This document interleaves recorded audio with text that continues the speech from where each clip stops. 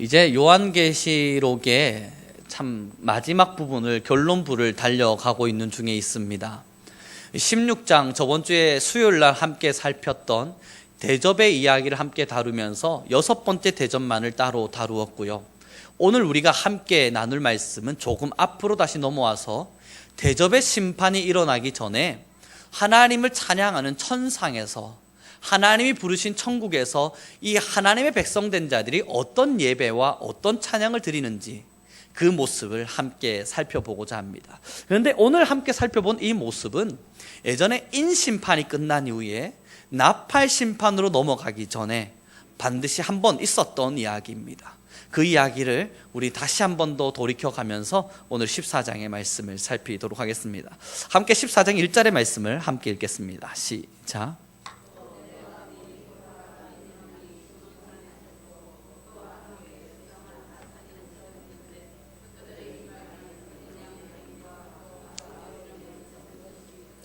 아멘. 이제 대접 심판이 곧 다가올 겁니다.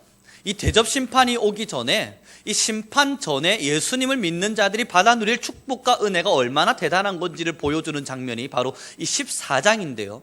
이 14장 1절에 이런 기록을 합니다. 하나님의 어린 양 보좌 앞에 14만 4천의 사람들이 서 있는데 그들의 이마를 살펴보니 어린 양의 이름과 하나님의 이름이 새겨져 있는 도장이 찍혀져 있는 겁니다. 다시 이야기해서 하나님께 인치함을 받은 자들입니다. 하나님께 선택을 받은 자들이고 하나님 앞에 서서 하나님을 찬양할 수 있는 건세를 부여받은 자들입니다. 특별한 건세가 아닙니다. 하나님을 찬양할 수 있는, 하나님 앞에 설 수 있는 건세를 부여받은 자들인데 그 수가 14만 4천이랍니다. 이 14만 4천에 대한 숫자는 우리 이미 앞에서 계속 다루어왔습니다. 구약 성경에 나타난 인물들, 그리고 신약 성경에 나타난 12를 더해서 곱해서 1000을 더했더니 14만 4천이더라. 이 14만 4천이라고 하는 것은 숫자적인 의미가 있는 것이 아니라 구약과 신약의 믿는 자 모두를 더한 것이다. 그 수가 너무너무 어마어마해서 그때 이스라엘 시대 당시에 무한의 숫자 1000을 곱한 것이다 라는 이야기를 함께 나누었었습니다. 그러니까 이것을 그저 14만 4천인 숫자적으로 이해하게 되면 굉장히 큰 오해를 낳게 됩니다. 근데 하여튼요, 하나님의 말씀 앞에 서서 하나님께 선택을 받은 자들이 이렇게 어마어마한 숫자로 온 열방과 민족에서 올라오게 되는데 3절의 말씀을 함께 보도록 하죠. 함께 읽겠습니다. 시작.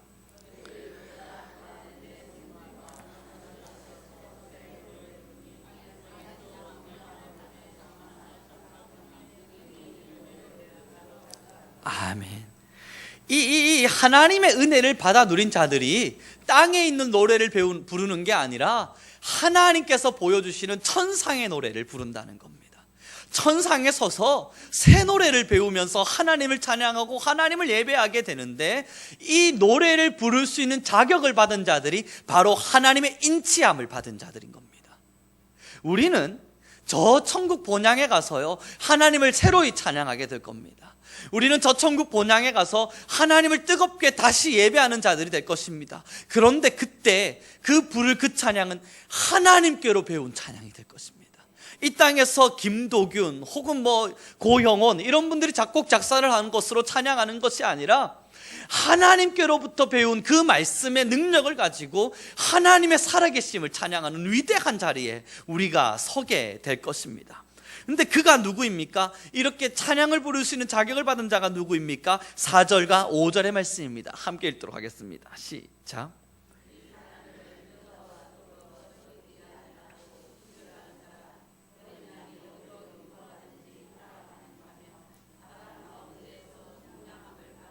처음 익은 열매로 하나님과 어린 양에게 속한 자들이니 그 입에 거짓말이 없고 흠이 없는 자들이더라. 아멘. 그 천국에 들어갈 수 있는 자격이 있는 자가 누구냐 살폈더니 4절에 이야기하지 않습니까? 여자와 더불어 더럽혀지지 않은 자다. 음행하지 않았다는 겁니다. 여기서 이 여자라는 것은요, 하나님 말고 다른 것을 섬김으로 인해서 마음의 음행을 이야기합니다. 우상 숭배를 하거나 하나님 외에 다른 신을 섬김으로써 마음의 신앙의 간음을 한 것이죠. 하나님을 절대적으로 섬겨야 될 우리가 신앙에 간음을 한 그것을 다른 여자를 섬겼다라고 이야기합니다. 그리고 그 뒤에 뭐라 이야기합니까? 순결한 자이더라. 그의 영혼이 너무너무 순결한 자이더라. 그가 왜 순결합니까? 어린 양이 어디로 인도하든지 그 어린 양의 인도함을 따랐더라. 예수 그리스도가 어떠한 방법을 따라서 인도해내더라도 그 인도함을 따랐다는 겁니다. 이 시대에 살아가는 세상 사람들에게, 우리 그리스도인들, 지금의 시대를 살아가는 자들에게 하는 이야기입니다. 우리가 정말 천국의 백성 되기를 원합니까? 우리가 정말 천국의 백성 되어서 새 노래로 하나님을 찬양하기를 원합니까? 그러하다면 어린 양이 인도하는 대로 살아가는 것입니다. 여기서 우리에게 주어지는 조건이 뭐냐고요? 어린 양에게 나의 길을 여쭙는 겁니다. 지금 우리 그리스도인들에게 있어서 가장 소중한 것은요, 하나님, 내가 주님의 뜻을 따라 살겠습니다 라는 고백 중요합니다. 하나님, 나는 언제나 하나님의 뜻을 따라 살아가기를 원합니다 말하는 이러한 신앙의 이야기 참으로 중요하지만, 정작 우리가 살아가는 삶의 길을 여호와께 묻지를 않습니다. 하나님의 인도를 따르고자 한다면요, 정말로 하나님이 원하시는 길을 따라 살아가는 순결한 백성이 되기를 원한다면 무엇을 선택하든, 어떠한 길을 향해 걷든, 내가 어떠한 자리에 서게 되든, 하나님, 여기가 하나님이 원하시는 자리입니까? 하나님, 지금 우리 성민교회가 걸어가야 할 사역, 이 사역 하나님 원하시는 게 맞습니까? 하나님, 지금 내가 살아가는 삶의 이 모습 하나님이 원하시는 것이 맞습니까? 지금 내가 이것을 선택하려 합니다. 하나님, 하나님이 원하시는 것이 맞습니까? 이러한 하나님께 던지는 질문으로부터 우리는 하나님의 음성을 듣게 됩니다. 이 질문이 바로 우리가 해야 할 기도인 것입니다. 이러한 이야기가 없이, 이러한 기도와 하나님께 던지는 질문이 없이 우리는 하나님의 인도를 따라 살아갈 수가 없습니다. 그럼 우리는 다시 4절의 말씀을 함께 읽도록 하겠습니다. 시작.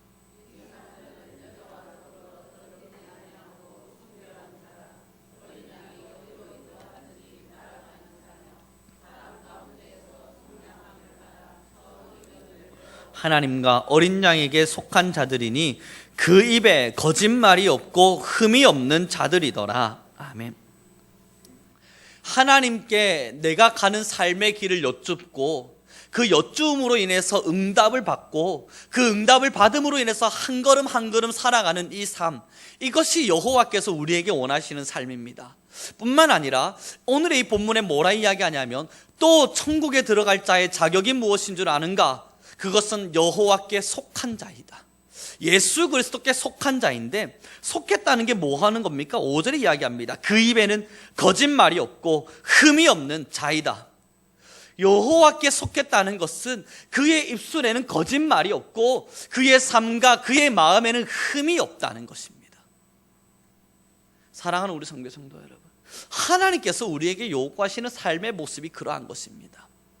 하나님 앞에서 어떠한 삶을 사는 것이 맞는지를 끊임없이 여쭐 줄 아는 자세, 그저 내 뜻과 나의 마음과 내 생각을 따라 살아가는 것이 아니라 하나님이 원하시는 것이 과연 무엇이겠는가 날마다 기도할 줄 아는 사람, 그러므로 기도를 쉬지 아니하고 기도를 끊임없이 하나님께 올릴 줄 아는 자, 그 자가 바로 하나님의 인도를 따라 살아가는 천국 백성입니다. 그리고 자신의 마음과 자신의 입술과 자신의 행위에 흠이 없기 위해서, 거짓이 없기 위해서, 다시 말해서 성결하기 위해서, 거룩하기 위해서, 정결하기 위해서 하나님 앞에서 최선을 다해 살아가는 사람들, 그 자가 예수 그리스도께 속한 자입니다. 죄 지음에도 불구하고 아무런 양심의 가책이 없다면 이것은 하나님으로부터 버림받은 것입니다. 우리가 하나님의 말씀을 떠났음에도 불구하고 주님의 말씀으로 다시 돌아가고자 하는 열심이 없다면 그것은 하나님께 또한 내쳐짐을 당한 것입니다. 주님은 우리에게 양심을 주심으로 인해서, 신앙의 말씀을 주심으로 인해서 끊임없이 우리에게 깨달음을 허락하십니다. 하나님 앞에서 우리가 얼마나 깨끗할 수 있겠습니까? 그러나 깨끗함을 받을 수 있는 방법이 속죄함을 입고 예수 그리스도의 속량함을 입는 것이라면 그 은혜를 받은 우리 거짓 없이 깨끗함과 정결함으로 여호와께 우리의 마음을 드리는 것이 마땅합니다. 이제 우리가 함께 볼 말씀은 그 뒤에 6절의 말씀입니다. 함께 읽겠습니다. 시작.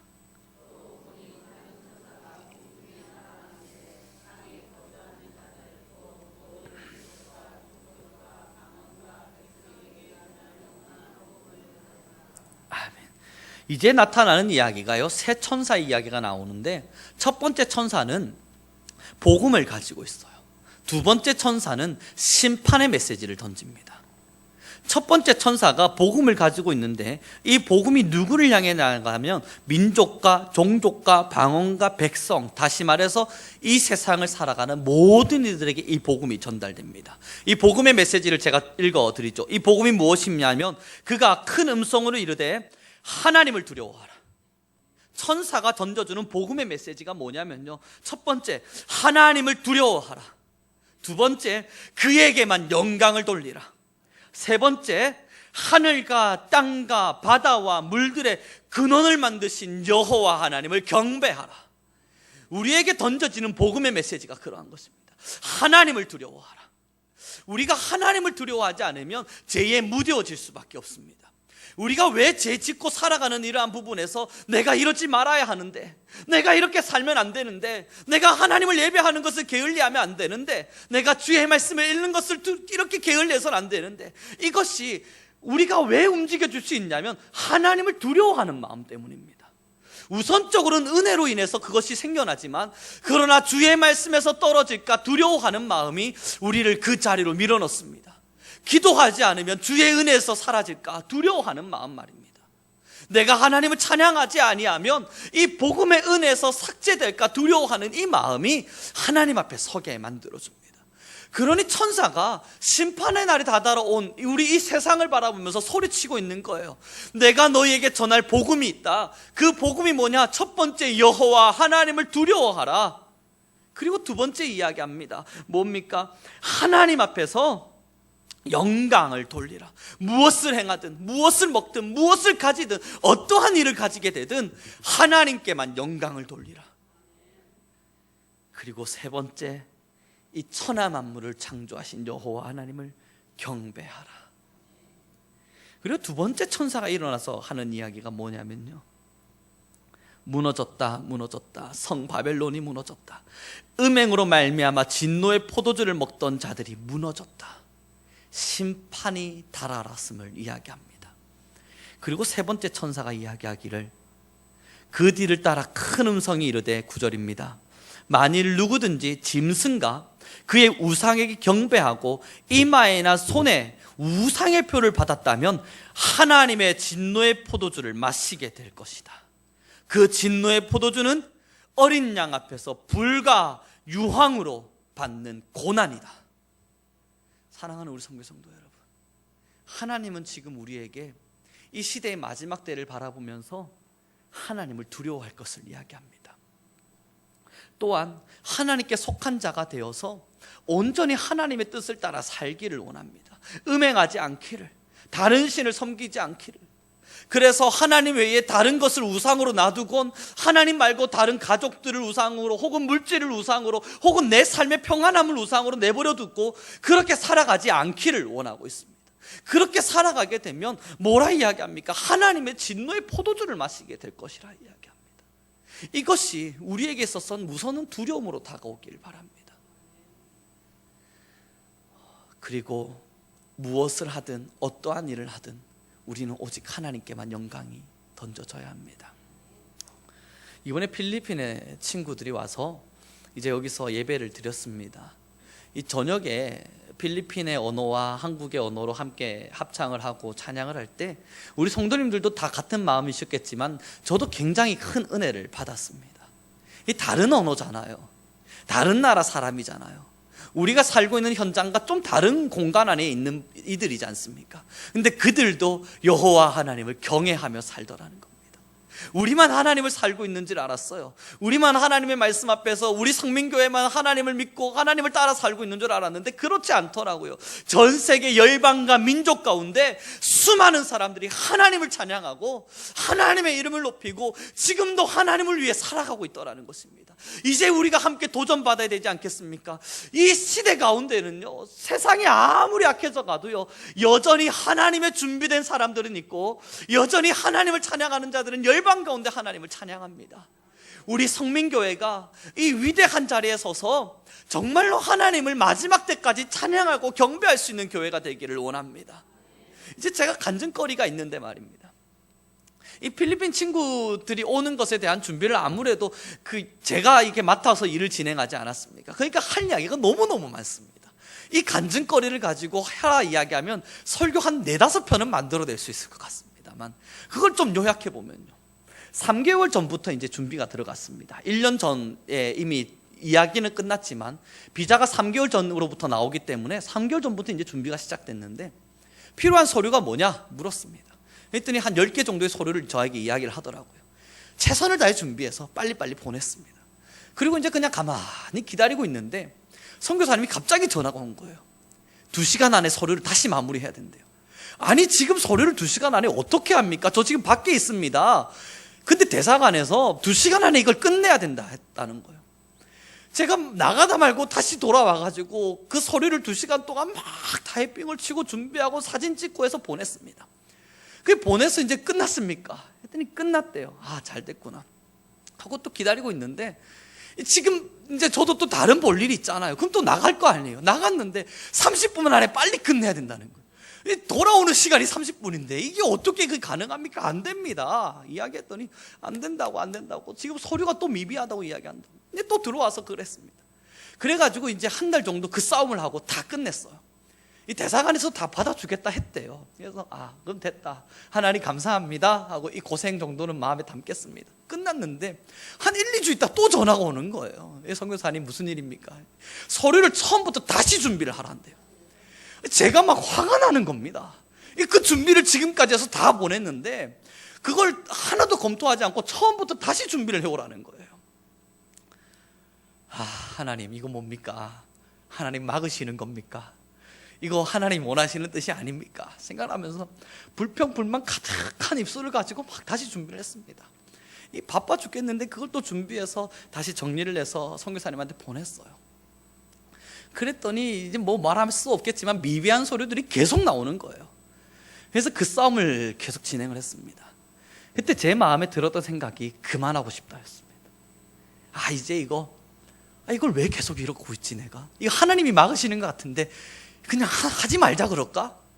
근데 뭐가 문제였냐면 그 서류를 다시 하겠다라고 이야기가 나올 때 교회 광고에 나온 거예요. 교회 광고에 필리핀 청년들이 옵니다, 기도로 준비해 주십시오, 이게 나와버린 거예요. 이게 번복이 안 되지 않습니까? 이제는 제가 스스로 이제 그만합시다 선교사님 말하고 싶은데, 그럼 교회에다가 할 말이 없잖아요. 제가 힘들어서 못하겠습니다 이러면 안 되니까, 하나님 선교사님이 제발 그만할 수 있게 해주십시오.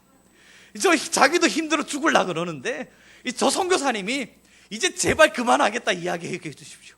그러면서 저는 억지로 서류를 준비하고 있었어요. 그 싸움이 석 달간의 피말리는 싸움이었습니다. 어디 나갔다 싶으면 전화해서 빨리 들어와서 또 서류 준비하라 그러죠. 뭔가 좀 잠잘라 그러면 전화 와가지고 지금 당장 보내야 된다 그러죠. 힘들었습니다. 그 시간이 끝내고 나서 이제 마지막 대사관, 영사관에 전화를 해서 또 그때까지 비자가 안 나왔으니까요. 비행기를 타는 그날까지 비자가 안 나왔거든요. 비행기를 타는 그날까지요. 그래서 비행기를 타기 전 시간이 얼마 안 남았는데 영사관에 전화를 해가지고 안 되는, 제가 영어를 해도 이렇게 일반적인 대화의 영어지 싸우는 영어를 제가 배워온지 않았습니다. 영사관에 전화를 해가지고 열이 받아가지고 계속 소리쳤어요. 막 싸우고 이거 못 믿냐고, 도대체 뭐 하냐고. 열심히 싸웠는데 그 사람도 답답했는지 한국인을 바꿔주더라고요. 그래서 한국인한테 다시 소리쳤습니다. 이거 어떻게 된 일이냐 했더니 자기도 미안하다고 알겠다고 해가지고 이제 비자를 발급해 주겠다는 거예요. 그래서 선교사님한테 다시 전화를 했죠. 이제 영사관으로 가라, 이제 비자가 발급됐단다 하고 비자 발급 끝나고 내려놨는데 이제 다 끝났잖아요. 이제 하나님 감사합니다 하고 또 있는데, 이제 잠자리 들었어요. 새벽 12시에 잠자리 든다고 이제 탁 누웠는데 1시쯤부터 전화가 비리비리비리비리 막 우는 겁니다. 이게 뭐냐고 또 전화를 받았는데, 비행기를 못 타게 한대요. 사람들이 그 비자 심사가 출국이 안 된대요. 2시 15분, 그러니까 그 필리핀 시간으로 1시 5분에 비행기를 타야 합니다. 근데 우리 한국 시간으로는 2시 5분이죠. 근데 2시 15분에 그때까지 필리핀에 비행기를 못 타게끔 돼 있었습니다. 이제 한 2분 정도 더 이상 못 기다린다, 나 출국한다 하고 비행기에서도 이야기 나오고 스튜어디스도 이야기하고 한 2분 딱 남겨놓고 그 심사를 받아준 거예요. 그때 제가 생각했던 겁니다. 진짜 하나님이 끝까지 기도하게 하시는구나. 정말 끝까지 기도하게 하는구나. 이 비자 발급 정도로만 끝냈으면 좋겠는데 타는 그 순간까지 기도하게 하시는구나. 그때부터는 제가 할 수 있는 일이 없으니까 기도 말고는 할 게 없는 겁니다. 새벽에 앉아가지고 계속 기도밖에 안 했어요. 그렇게 한국에 왔는데 그 아이들이 저한테 들려주는 이야기입니다. 2년 전, 한 2년 전쯤에 한국의 문화를 좀 접하고 한국의 이야기를 들으면서 자기가 너무 한국에 가고 싶었대요, 자기들이. 그래서 자기들 스스로 한국어도 배우고 한국 드라마들도 보고 막 이렇게 했답니다.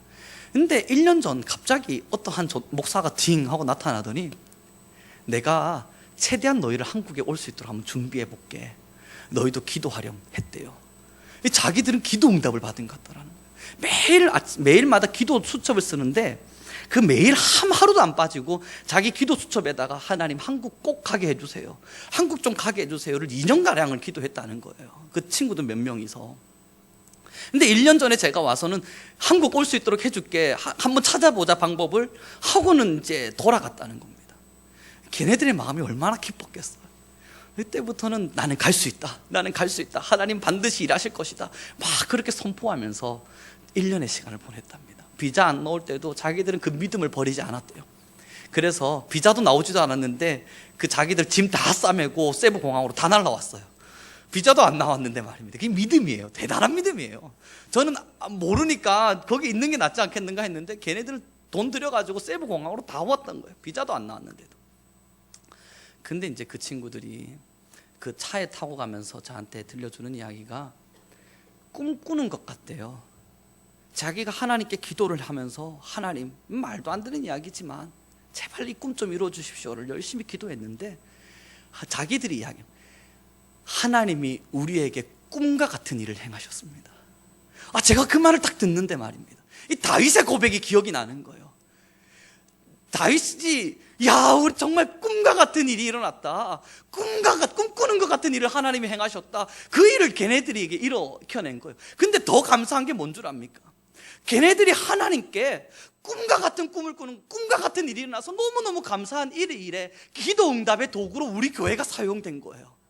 그 기도를 응답할 수 있도록 그 자들에게 하나님의 은혜를 부어줄 수 있도록 그 통로로 우리 교회가 사용된 거예요. 우리 성민교회를 통해서 하나님은 일하셨고, 우리 성민교회 그 일함을 통해서 걔네들은요, 하나님께서 내게 꿈꾸는 것 같은 역사를 이루셨다, 막 다윗이 고백하는 그 찬양을 하면서 감사합니다, 감사합니다 외치면서 가는 겁니다. 제가 그때 우리 성도님들에게 꼭 한마디를 드리고 싶었습니다. 우리가 누군가의 꿈을 꿀 수 있을 만큼, 누군가가 꿈꾸는 것만 같은 기도의 역사를 이루어내었다면 하나님은 반드시 거기에 보상하십니다. 이제 우리에게도 꿈과 같은 일이 일어날 겁니다. 정말 꿈꾸는 것 같은 기도의 역사들이 일어날 겁니다. 열매는 달려있거든요. 이제 그 열매를 따드시는 건 우리 성도님들 몫입니다. 무엇을 원하시든 기도하시면 됩니다. 지금 이 14만 4천 명이 함께 모여서 하나님을 예배합니다. 우리는 아무것도 몰랐어요. 하나님의 일하심이 얼마나 대단하게 나타나는지는 몰랐어요. 그런데 저 필리핀이라고 하는 곳에서는요, 2년이라는 시간가량을 한국에 오고 싶어서 그렇게 기도하고 살아왔던 거예요. 그들이 하나님을 믿어왔어요. 근데 하나님은 우리를 통해서 그들을 부리켜냈습니다.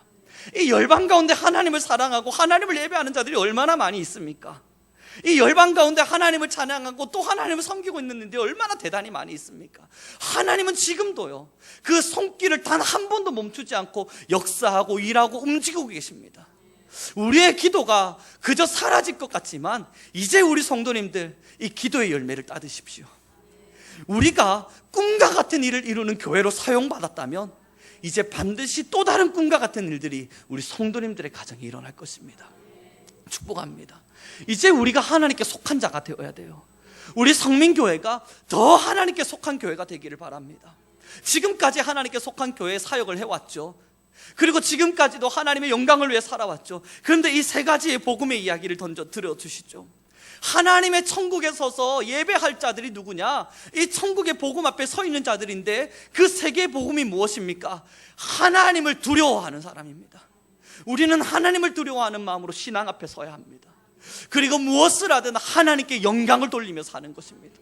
우리 자랑할 수 있습니다만 우리가 자랑할 건 없습니다.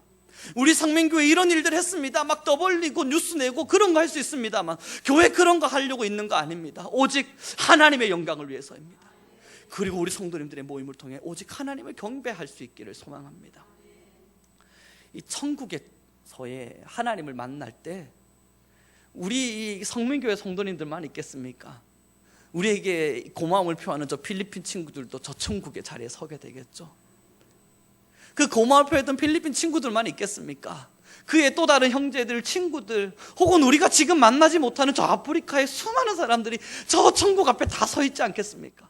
그럼 걔들이 우리를 위해서 이야기할 거예요. 고맙다, 나를 위해 기도해줘서.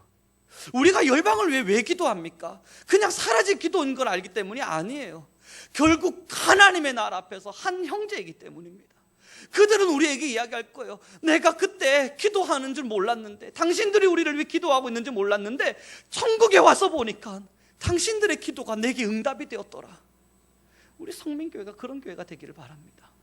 성교에 힘을 쏟고요, 열방을 향해서 복음을 전달하고요. 왜 모르는 사람들, 미지의 사람들 혹은 다른 나라의 사람들과 열심히 도와야 하냐고요. 그들도 우리의 형제거든요. 그들도 하나님의 나라 앞에서 함께 예배할 우리의 동력자들이거든요. 그들도 지금 하나님의 나라 앞에서 크게 쓰임받고 있는 하나님의 사람들이거든요. 축복합니다. 우리는 언젠가 저 천국의 본향 앞에 서게 될 것입니다. 그 천국의 본향 앞에 서면 왼손에는 얼굴이 검은 사람을, 오른손에는 얼굴이 하얀 사람을, 손에 손을 부여잡고 함께 예배하고 하나님을 함께 찬양하고 있을 겁니다. 그때 우리는 누군가에게 고마워할 줄 모릅니다. 고맙습니다, 우리를 위해 기도해 주셔서. 누군가가 우리를 위해 기도할 것입니다. 하나님, 한국 땅에 있는 교회들을 축복해 주십시오. 한국 땅에 있는 교회들을 다스려 주십시오. 그 기도의 영향으로 우리는 복을 누리고 있습니다. 또한 우리는 필리핀, 방글라데시 수많은 선교지들을 바라보며 기도합니다. 그 기도가 지금 하나님의 보좌 앞에 섰고요, 그 보좌 앞에 서 있는 하나님은 그들에게 응답하시고 이야기하실 겁니다. 그리고 그들은 천국에 올라온 여러분들을 보며 이야기할 겁니다. 고맙습니다, 우리를 위해 기도해 주셔서. 당신들의 그 작은 섬김, 보이지 않는 물질의 흐트러짐, 그 돈 1만 원, 2만 원, 아까운 그 돈들을 모아서 보내줬던 그 돈, 그것으로 우리가 먹었습니다. 그것으로 우리가 마셨습니다. 그것 덕분에 우리가 살았습니다. 그래서 우리가 하나님을 예배했습니다. 고맙습니다. 지금은 보이지 않는 결과겠지만 저 천국의 본향에서 반드시 그 열매를 우리는 먹게 될 것입니다. 기도하겠습니다.